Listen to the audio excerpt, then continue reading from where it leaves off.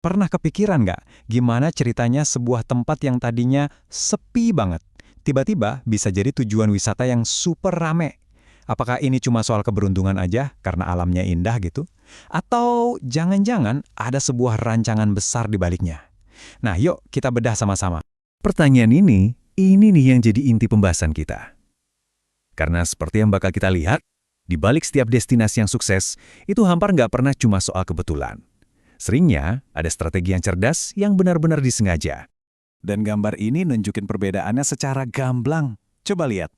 Di satu sisi, kita punya lokasi dengan potensi yang, masih mentah banget.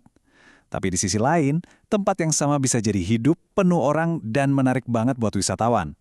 Transformasi kayak gini, ini nggak terjadi dalam semalam. Ada prosesnya, ada rencananya.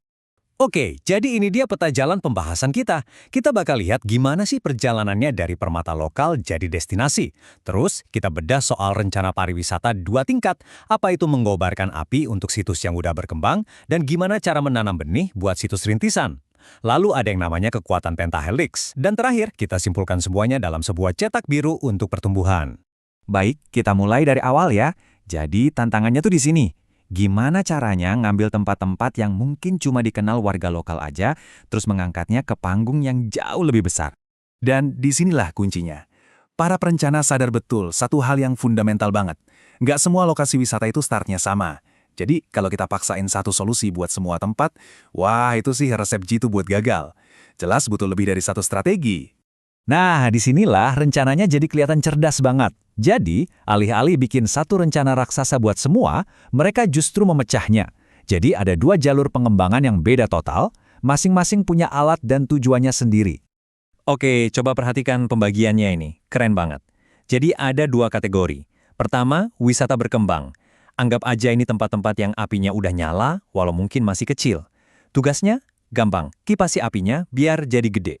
Nah, yang kedua ada wisata rintisan.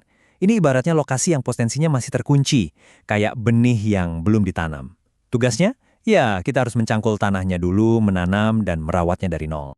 Yuk kita dalam yang pertama dulu, wisata berkembang. Intinya di sini adalah akselerasi. Gimana caranya ngambil sesuatu yang udah bagus, terus dibikin jadi luar biasa? Logikanya simpel sih. Kalau orang udah mulai datang ke satu tempat, pertanyaannya kan jadi, gimana caranya biar mereka tinggal lebih lama, belanja lebih banyak, dan yang paling penting, pulang-pulang bawa cerita bagus yang pengen mereka bagiin ke orang lain. Jawabannya yaitu, bangun ekosistem pendukung yang lengkap di sekitar daya tarik utamanya. Contoh paling pas itu Candi Bumi Ayu. Tempat ini kan udah punya modal kuat. Ada sejarahnya, pemandangannya indah, ada misterinya juga. Jadi PR-nya bukan lagi nyiptain alasan orang datang, tapi gimana membangun semua hal pendukung di sekitarnya. Sama juga kasusnya kayak Sungai Biru ini. Warga lokal udah seneng datang ke sini, bahkan beberapa turis dari luar juga udah mulai tahu. Nah, pertanyaannya jadi bergeser. Gimana caranya biar pengalamannya jadi lebih profesional, lebih nyaman, dan pastinya lebih menguntungkan buat masyarakat sekitar? Dan ini dia cara mereka membangun ekosistemnya, selangkah demi selangkah. Ini bukan cuma daftar tugas biasa loh, tapi sebuah jaringan yang saling nyambung. Coba deh bayangin, bikin homestay itu nggak cuma soal nyediain tempat nginep, tapi juga bikin duit wisatawan langsung masuk ke kantong warga. Terus pusat oleh-oleh itu jadi panggung buat pengrajin lokal, ditambah lagi manajemen acara dan pemasaran medsos yang kencang, biar selalu ada alasan baru buat orang datang dan ceritanya nyebar kemana-mana. Semuanya saling menopang. Oke, itu tadi soal cara mengobarkan api yang udah nyala. Tapi, gimana kalau kita bahkan belum punya percikannya? Gimana kalau modal kita cuma sebidang tanah yang potensial dan sebuah visi? Nah, disinilah kita beralih ke pendekatan yang beda banget. Nah, buat lokasi-lokasi rintisan ini, fokusnya bukan lagi soal ekosistem pendukung. Belum sampai sana. Fokusnya itu di fondasinya. Ini benar-benar kayak menanam benih. Pertama, kita tanam idenya. Terus kita kasih pupuk awal berupa pelatihan dan sedikit dana stimulan, baru deh kita jaga barang-barang biar bisa tumbuh kuat. Coba lihat, Embung Tempirai ini. Keren banget kan pemandangannya? Potensinya jelas luar biasa. Tapi mungkin di sana belum ada fasilitas apa-apa. Mungkin jalannya masih susah. Dan yang paling penting, mungkin belum ada yang tahu gimana cara ngelolanya.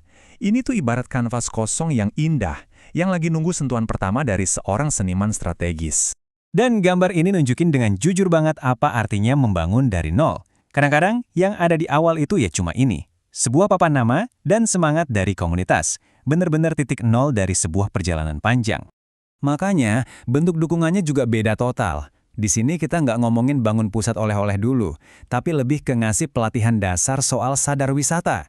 Bukan juga soal marketing digital yang canggih, tapi mungkin bantuan dana awal buat bangun toilet atau gazebo pertama. Dan yang paling penting, ini soal menyatukan semua pihak lewat sebuah konsep kerja bareng yang keren banget namanya Pentahelix. Nah, kalau ada bumbu rahasia dalam strategi buat situs-situs rintisan ini, ya Pentahelix ini jawabannya.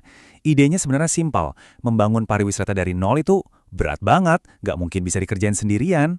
Jadi, apa sih Pentahelix itu? Gampangnya, ini adalah model kerja tim super. Jadi, ada 5 pemain utama di masyarakat yang diajak kerja bareng buat mencapai satu tujuan yang sama. Semuanya gerak ke arah yang sama, yaitu mengubah potensi mentah jadi sebuah destinasi. Dan ini dia kelima pemainnya. Bukan cuma teori loh, tapi aksi nyata. Ada akademisi dari Politeknik Pariwisata yang turun tangan, ngasih data, bantu rancang konsep. Terus ada bisnis, contohnya PT Adera, yang nggak cuma ngasih duit, tapi juga jadi sponsor. Lalu yang paling vital, komunitas lokal lewat POK Darwis atau HPI. Mereka lah jantungnya. Yang keempat, pemerintah. Tugasnya nyiapin payung hukum dan koordinasi biar semua lancar. Dan terakhir, media, dari jurnalis sampai influencer yang bantu nyebarin ceritanya. Nah, kalau kelima pilar ini udah nyatu, benih yang kita tanam tadi punya peluang terbaik buat tumbuh. Oke, jadi setelah kita lihat dua pendekatan yang beda banget ini, apa sih kesimpulan besarnya? Menurut saya, ini adalah contoh kasus yang brilian banget tentang betapa pentingnya punya alat yang pas untuk pekerjaan yang pas. Dan ini dia intisari dari semuanya. Kunci suksesnya adalah strategi yang tepat itu tergantung dari titik awalnya. Nggak ada yang namanya satu solusi buat semua. Kejeniusan rencana ini ada di kemampuannya mendiagnosis kondisi tiap lokasi, terus ngasih resep yang paling pas, bukan maksa satu obat buat semua penyakit. Saya suka banget kutipan ini. Pariwisata yang sukses bukanlah kebetulan, ia dirancang. Ini benar-benar merangkum semuanya. Jadi, di balik danau yang ramai atau candi yang keren itu, selalu ada sebuah arsitektur strategi. Ada rangkaian keputusan, investasi, dan kolaborasi yang semuanya udah diperhitungkan matang-matang. Nah, ini membawa kita ke pertanyaan terakhir buat Anda renungkan. Kalau kita punya cetak biru kayak gini, coba deh bayangin, potensi tersembunyi apa ya yang sebenarnya ada di sekitar lingkungan Anda, yang mungkin selama ini cuma nunggu arsitek dan strategi yang pas untuk membangunkannya.